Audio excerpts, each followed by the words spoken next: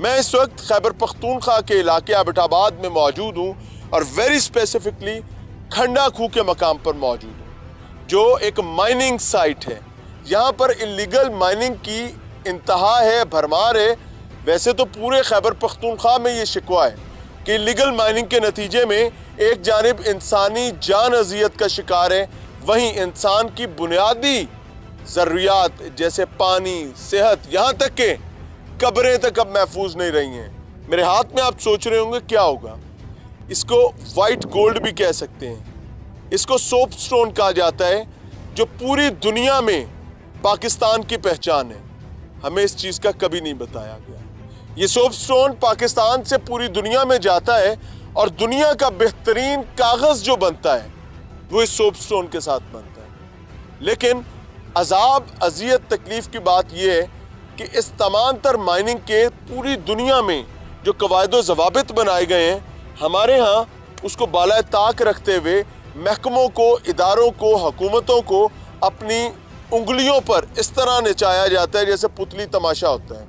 कभी देखा है वो पुतली तमाशा कि उंगलियां किसी की हिलती हैं, पुतली कोई नाचती है।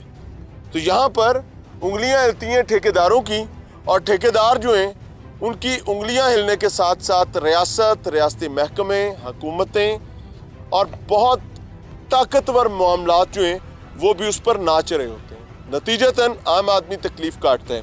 मैं जिस मकाम पर मौजूद हूँ, ये इस इलाके की कुदरती आबी गुजरगाह थी किसी ज़माने में। यहाँ से कुदरत की नेमत पानी जैसी पहाड़ों का सीना चीर कर आया करती थी, मिनरल से भरा हुआ पानी। या अभी हम बॉटल्ड वाटर जिसको मिनरल वाटर समझते हैं, that is not mineral water. तो यहाँ से कुदरत का भेजा हुआ तोहफा मिनरल वाटर आता था, जो यहाँ के लोग, यहाँ के जानवर पिया करते थे। और फिर इनके पास एक पाउंड है, ये देखें, ये सामने पाउंड है जी। यहाँ से गुजरता हुआ पानी इस पाउंड में इकट्ठा होता था और यहाँ से जानवर भी पिया करते थे, इंसान भी पिया करते थे और इस आबशार से अपने आप को तर किया करते थे। लेकिन अब हालात ये हैं कि इलीगल माइनिंग के नतीजे में एक जानिब दरख्त गिर रहे हैं, पहाड़ कभी भी कहीं से बैठ जाता है। जब ब्लास्टिंग की जाती है पहाड़ों में तो उसके नतीजे में हमें बताया गया कि घरों में सोए हुए लोग डर कर एकदम उठकर बैठ जाते हैं। और ऐसे वाकयात भी हुए कि पूरा पूरा ट्रक, पूरी पूरी गाड़ी पहाड़ के अंदर, किसी को कुछ नहीं पता क्या हुआ है। और अगर लेबर की जिंदगी के हालात देख लिए जाएं तो there is zero security, zero safety. और मेरे नज़दीक अगर कोई अकल, शऊर, बुद्धि रखने वाला शख्स जो है वो ये तमाम चीज़ें आकर देख ले तो वो बहुत आसानी से ये कह सकेगा कि ये इंसान नहीं है, ये हैवान है। और उनसे बड़े हैवान वो सरकारी मुलाजमीन हैं जो इनकी उंगलियों के इशारों पर पुतलियों की तरह नाच रहे हैं, दिखा रहे हैं, समझ रहे हैं। लेकिन उसके लिए आंखों में बिनाई होना ज़रूरी है, कानों में कुव्वत समात और ज़ुबान में कुव्वत गोयाई। इन तीनों में से एक चीज़ भी कम होगी तो कहानी समझ नहीं आ सकती। तो हमारा प्रोग्राम उन लोगों के लिए है जो आंखों में बिनाई रखते हैं, कानों में समात और ज़ुबान पर कुव्वत गोयाई नहीं है तो स्विच कर जाइएगा। अच्छा नाज़रीन, गाड़ी अब आगे नहीं जा सकती तो हमने रिक्वेस्ट किया मोटर बाइक्स के लिए, तो अभी चलते हैं, आगे देखते हैं।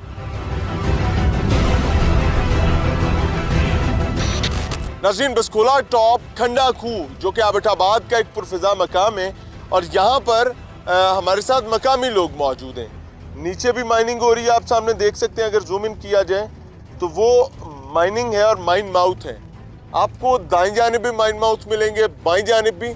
लेकिन यहाँ अजाब और अजियत एक बहुत बड़ी है कि इलीगल माइनिंग की वजह से जिस वक्त माइन माउथ खोला जाता है और उसके बाद नीचे जाया जाता है तो गवर्नमेंट को यहाँ पर इल्ज़ाम ये लगाया जाता है कि इन मामलात के बाद माइन को किसी भी तरफ मूव कर लिया जाता है। और उसका नतीजा ये निकलता है कि एक तो वो जगह का जो मालिक है उसका रेवेन्यू डिस्टर्ब होता है और दूसरी जानिब चोरी इतनी ज़्यादा है कि स्टेट को भी कुछ नहीं मिलता। अस्सलाम वालेकुम भाई, क्या नाम है आपका? कैसर खान। कैसर भाई, आप यहाँ के मकामी हैं? जी जी। आपकी ज़मीन पर भी माइनिंग हो रही है? जी बिल्कुल। सोप स्टोन की? जी बिल्कुल। अरे ये तो दुनिया की कमाल तरीन वाइट गोल्ड है जो आपके ज़मीन से निकल आया माशाल्लाह। वो कहते हैं ना कि किसी की ज़मीन से तेल निकल आए तो वो तो अरबपति हो जाता है। आपकी ज़मीन से तेल से ज़्यादा कीमती चीज़ निकली हुई है। आपके क्या हालात हैं? अभी तक तो वैसे हम मुल्क खरीद चुके होते जिस तरह ये निकल रहा है, हाँ। लेकिन बस कोई निज़ाम ऐसा है, हुकूमत ऐसी है या फिर गवर्नमेंट ऐसी है या फिर हम लोग खुद ही ऐसे हैं, तो इतना महंगा और इतना कीमती पत्थर यहाँ से निकल रहा है, उसके बावजूद हमारे मुकीम हालात जो है ना लोगों के, वो बिल्कुल भी चेंज नहीं हुए। ये सोपस्टोन इस्तेमाल कहाँ कहाँ होता है, पहले तफसील से ये बताएं। काफ़ी सारी जगह पे इस्तेमाल होता है, जितना भी इंडस्ट्रियल एरिया है, ये जो कॉस्मेटिक्स आइटम है और ये बाकी भी काफ़ी सारी पेपर की मैन्युफैक्चरिंग, रिफाइनरी में वगैरह, हर चीज़ में। टाल्कम पाउडर में मुझे पता चला ये टाल्कम पाउडर ही होता है, सिर्फ परफ्यूम डलता है। बिल्कुल ऐसी है, बिल्कुल ठीक हो गया। तो आपके साथ यहाँ पर बड़े शिकवे शिकायत और परेशानी क्या है खैबर पख्तूनख्वा गवर्नमेंट और ख़ास तौर पर जो माइंस एंड मिनरल्स डिपार्टमेंट है उसकी तरफ? देखिए, सबसे पहले मेरा पॉइंट नंबर 1 ये है कि यहाँ पे एक बंदे की अगर 4 मरला ज़मीन है या 4 सरसाई है, 4 कनाल है, जो भी ज़मीन उस बंदे की मलकियत है, लैंड ओनर है, उसके पास उसकी अपनी लीज़ होनी चाहिए। ठीक है, पहली चीज़ तो ये है। दूसरा, ये माइन माउथ किसी और की जगह पे लगाते हैं और सोप स्टोन किसी और जगह से जाके निकालते हैं। अब जहाँ पे सोप स्टोन निकल रहा है उस बंदे को तो फ़ायदा कुछ भी नहीं है, वो तो क्रेवस बनती है, कल उसकी तो ज़मीन तबाह हो जाती है। उसकी ज़मीनें बैठना ही है आप। जी, उसने ज़मीन बैठना, जैसे आपके सामने ये देख रहे हैं आप, तो इन लोगों को तो कुछ नहीं मिला, मिला है तो वो नीचे जिसका माइन माउथ लगा हुआ है वो बंदा ले रहा है। जहाँ माइन माउथ बनेगा एंजॉय वही करेगा। वो बंदा क्या लेता है, वो बंदा 2 रुपये 50 पैसे पर 40 kg लेता है, उसका 50-60 हज़ार पर मंथ बन जाता है। और उसकी मेजरमेंट को कौन देखता है? मेजरमेंट वो उनकी अपनी मर्जी होती है, कुछ दे दिया ना दिया, कुछ ब्लैक कर दिया, कुछ गवर्नमेंट के खजाने में दिया ना दिया, वो भी हम लोग चुप तो कर जाएं, लेकिन स्टेट को भी तो कोई फायदा नहीं है इसमें। अच्छा, ये आपकी बड़ी जायज़ बात है कि ये चोरी हो रहा है सारा। उसकी वजह ये है कि मुझे यहाँ कहीं कोई ऐसी चौकी नहीं मिली, माइंस एंड मिनरल्स डिपार्टमेंट का कोई नुमाइंदा नहीं मिला। ट्रकों के ट्रक जा रहे हैं नीचे यहाँ पे सोप स्टोन लेकर, लेकिन उनकी कोई कैलकुलेशन नहीं है, उनकी कोई पैमाइश नहीं है, कोई उनको तोलने वाला नहीं है कि भाई कितना निकाला है। ये ठेकेदार ही बता देगा कि जनाब हमने इस दफ़ा इतना निकला और इस दफ़ा निकला ही नहीं है। कोई वो तो कोई इनका ऑडिट नहीं है, कोई कुछ चीज़ नहीं होती इनकी। और यहाँ पे सबसे मेन मसला ये आ जाता है कि ये ब्लैक कर जाते हैं, ना तो लीज होल्डर को कोई फ़ायदा होता है, ना तो स्टेट को कोई फ़ायदा होता है, और ये लोग पैसे बैंकों में भी नहीं रखते। अच्छा, ये बोरों के बोरे भर के अपने अपने जैसे ये ज़मीनों के अंदर जाके छुपा रहे होते हैं। पक्की बात है? पक्की बात है जी, 100% बात है। आज है मेरे साथ, जो भी रेवेन्यू के लिए आता है मैं खुद इनको लेके चलता हूँ जिधर जिधर से पैसा निकलना है। अभी हम जा सकते हैं? जी, माइन के नीचे तो जा सकते हैं, बाकी सिक्योरिटी सख्त होती है। सिक्योरिटी सख्त होती है यार। मैं आपको एक बात बताऊं, केपी गवर्नमेंट और ख़ासतौर पर माइंस एंड मिनरल्स डिपार्टमेंट, यार ये सोना है जो पूरी दुनिया में, पूरे पाकिस्तान का खूबसूरत तरीन कीमती माइंस एंड मिनरल्स के तौर पर जा रहा है। लेकिन ज़ाती कैपेसिटी में अगर पाकिस्तान की बात की जाए तो भाई ठेंगा है।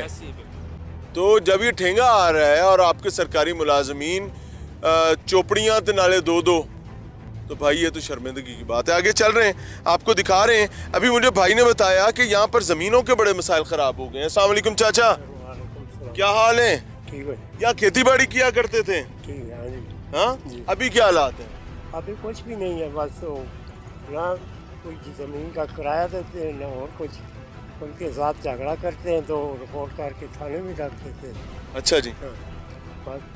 तो इधर ज़मीन बैठने का मसला भी है? बैठने का मसले की वजह से हमने उनसे बात की है कि यार हमको किराया दो, ज़मीन बैठ गई। तो कॉन्ट्रैक्ट नहीं करते पहले? नहीं क्यों लाला कॉन्ट्रैक्ट नहीं करते? कॉन्ट्रैक्ट ऐसा कोई भी नहीं है जी, अपनी मनमानी करते हैं। तो जब भी इनके साथ कोई ऐसी बात करें तो रोकने के लिए आए तो उसके साथ ही ये पुलिस पर रिपोर्ट करके उसको थाने में लगा देते हैं, केस बना देते हैं। नोट चलता नहीं चलता? नोट उधर चलता है। क्या कह रहे हैं आगे? कायदे आज़म तो बानी पाकिस्तान है यार, वो तो कमाल आदमी है। उनकी तस्वीर जो है ना पूरे मुल्क में चलती है। खासी मतलब है, कायदे आज़म बाबा को तो नहीं दे सकते, हमारी कोई भी नहीं सुनता। राजून, आगे चल रहे हैं, आपको दिखा रहे हैं। और ये सोप स्टोन की माइनिंग के हवाले से बात की जा रही है। ये झगड़ा लगा हुआ है ना कि मैंने बोला है कि मैं रास्ते को बंद करूंगा। आपकी जमीन अंदर आई है? जमीन ये बैठ गई है ना। दिखाएं जरा, आए चले वहाँ पे।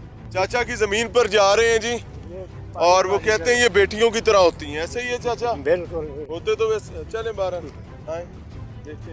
यार ये कितने अच्छे प्लॉट बने हुए हैं। ये पूरी जमीन जी बात ये सारी जमीन ऐसी थी? जी सर, ये अभी बैठ हो गई है, जो हमारी जमीन है जो अच्छा, वो बैठ के नीचे हो गई है, ये सारी जमीन इस लेवल पे थी ये इस लेवल पे। और ये बैठ गई है क्योंकि नीचे माइंस हैं, वो बैठी हैं। ये अच्छा, नीचे जो लोग जा रहे हैं उनकी हिफाजत का भी कोई मामला होता है कि अंदर ही? वो ठेकेदार का मसला है, हमको हाँ? उनका भी कोई इतना बड़ा वो नहीं है। यहाँ पर कोई वो भी जाती हैं तो बेसिकली ये लोग छुपा लेते हैं और कुछ उनके ख़ानदान को 1,00,000-1,50,000 रुपया दे के चुप चुप करा देता है।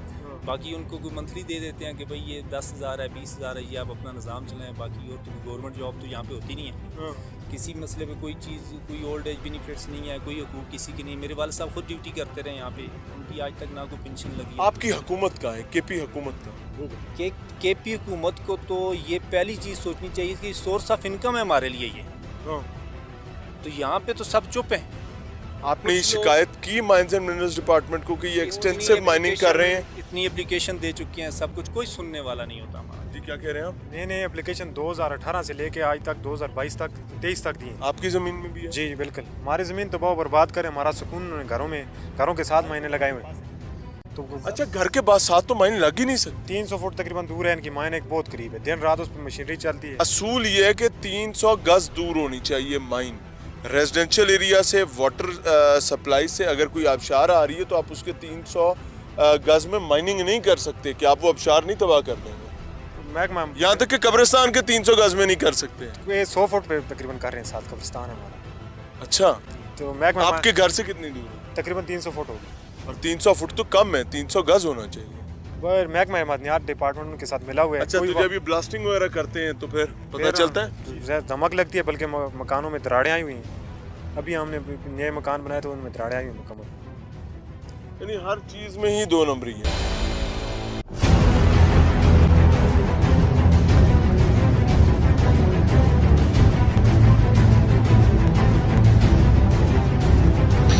नाज़रीन, प्रोग्राम में एक बार फिर से खुशामदीद। खंडा खूह बसकोला टॉप पर हम मौजूद हैं और यहाँ पर जो माइनिंग चल रही है इस टाइम पे वो बेसिकली सोप स्टोन की माइनिंग है। सोप स्टोन एक कीमती तरीन मिनरल है और यहाँ पर लाइसेंसिंग जो है वो सिर्फ सोप स्टोन की है।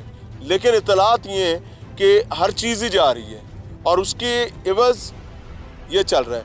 आप मेरे दाएं देखें, ये खंडरात बन गई, ज़रूरी ज़मीनें थी। मेरे बाएं देखें, ये खंडरात बन गए। इस हाइट पर ये तमाम ज़मीनें थीं जो तकरीबन वहाँ पर कोई 12-15 फीट और यहाँ पर 25-30 फीट नीचे जा चुकी हैं। क्यों?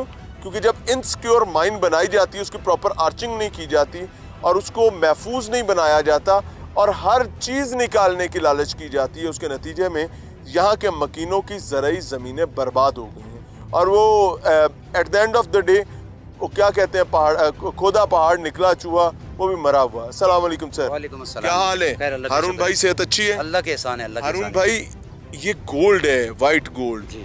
लेकिन क्या लोगों के साथ यहाँ क्या सलूक चल रहा है भाई? यार जी, ये बदकिस्मती है हमारी।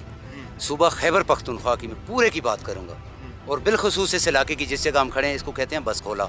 यूनियन काउंसिल पेंट करगू खान का ये इलाका है।